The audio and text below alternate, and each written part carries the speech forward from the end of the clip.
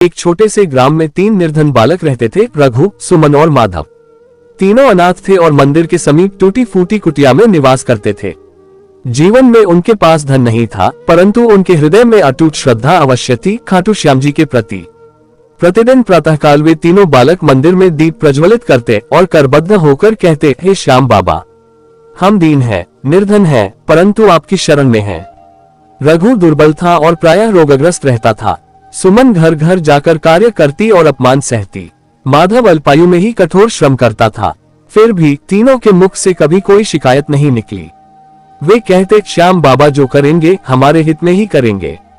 एक दिवस अत्यधिक शीत के कारण तीनों को भोजन भी प्राप्त न हुआ।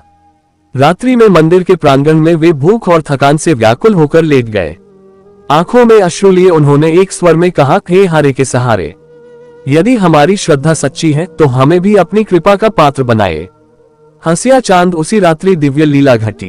तीनों बालकों को स्वप्न में नीले वस्त्र धारण किए, मुकुट धारण किए श्याम बाबा के दर्शन हुए। बाबा ने करुण स्वर में कहा, वत्सो, तुम्हारा धैर्य और भक्ति मुझे प्रिय है। प्रभात होते ही तुम्हारे जीवन की दिशा बदल जाएगी। सूर्यास्त प्रातःकाल एक धनाढ्य सेठ मंदिर पहुंचा। उसका व्यापार नष्ट हो रहा था। रात्रि में उसने भी स्वप्न देखा था जिसमें बाबा ने कहा था, 3 बालकों की सेवा करोगे तो तुम्हारा जीवन धन्य होगा।